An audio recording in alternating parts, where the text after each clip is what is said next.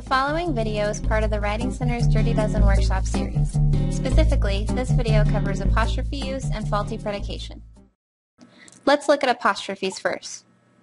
Which sentence is correct? The ground crew quickly prepared the plane for its next flight with an apostrophe, or the ground crew quickly prepared the plane for its next flight without an apostrophe. The second sentence is correct. The first sentence is incorrect because it's with an apostrophe means it is. It's without an apostrophe shows possession. We use apostrophes every day for contractions. For example, he wasn't excited to leave. And for possessive nouns and indefinite pronouns. For example, John's pet raccoon is smelly, or the answer was anyone's guess. Often, we do not pronounce the possessive S of singular nouns ending in an S, Z, or X sound, names with more than one S, names that sound like plurals, or nouns followed by a word beginning with an S. For example, Moses' mother hid him in a basket. Jeff Bridges' performance in The Big Lebowski has made the film a lasting favorite. And you're late again for goodness sake. Until recently, apostrophes were used to form the plurals of abbreviations, dates, and words or characters named as words. However, most current texts no longer recommend the apostrophe in these cases. There are a couple of rules regarding apostrophe use when showing possession. Rule number 1 tells us that an apostrophe will always be placed either before or after an S at the end of a noun owner.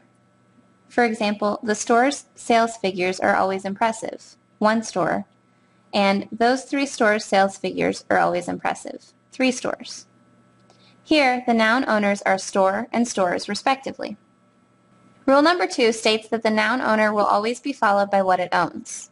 In this case, what these noun owners own is sales figures. So let's recap what we've learned about apostrophes and possession. Step 1. Determine the owner. In these examples, the owner is store or stores. Step 2.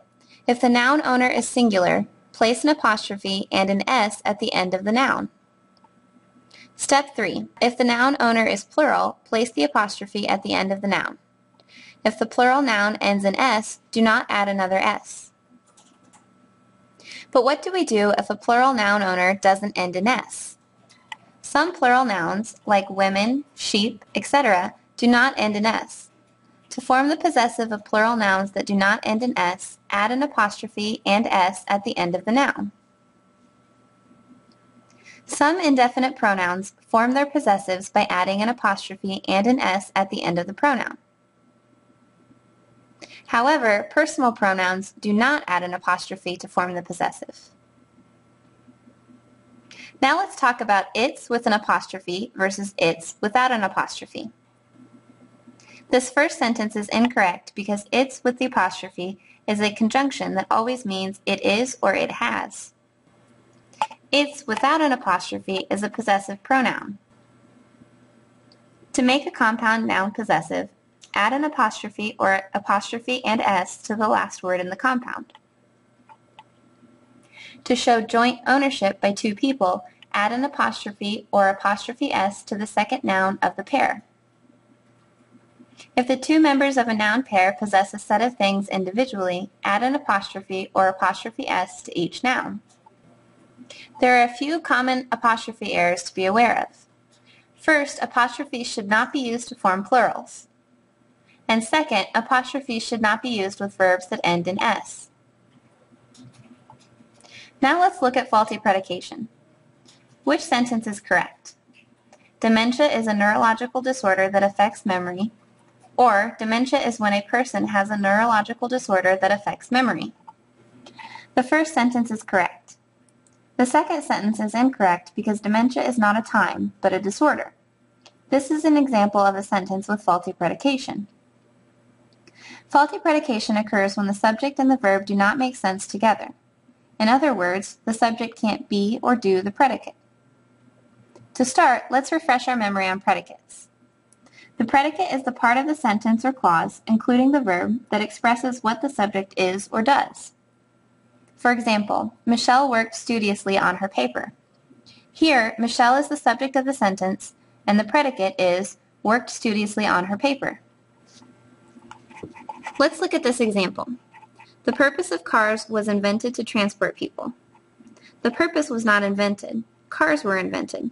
This is a faulty predicate because the subject purpose cannot do the predicate's action, which is invented.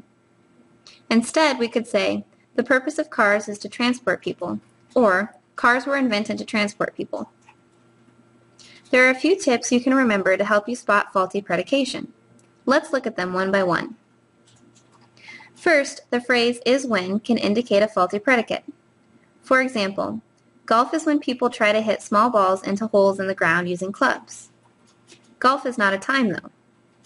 We could correct this sentence by saying, golf is a sport that involves people hitting small balls into holes in the ground using clubs. While golf is not a time, it is a sport. Tip 2. The phrase is where can indicate a faulty predicate. Let's look at this sentence. Claustrophobia is where a person is afraid of enclosed spaces. However, claustrophobia is not a place. It would be better to say claustrophobia is a disorder that causes a person to fear enclosed spaces. While claustrophobia is not a place, it is a disorder. Here's a third tip to remember. The phrase, the reason is because, is redundant. For example, the reason for low sales is because prices are too high. To avoid faulty predication, we could say, the reason for low sales is that prices are too high, or sales are low because prices are too high. Finally, remember this tip. Prepositional phrases cannot be the subjects of sentences. For example, during the hurricane's winds caused a lot of damage. In this example, the object of the prepositional phrase, during the hurricane's winds, is acting as the subject. To correct this sentence, we could say, the hurricane's winds caused a lot of damage. This concludes our review of apostrophes and faulty predication. This also concludes our Quick and Dirty Dozen video series.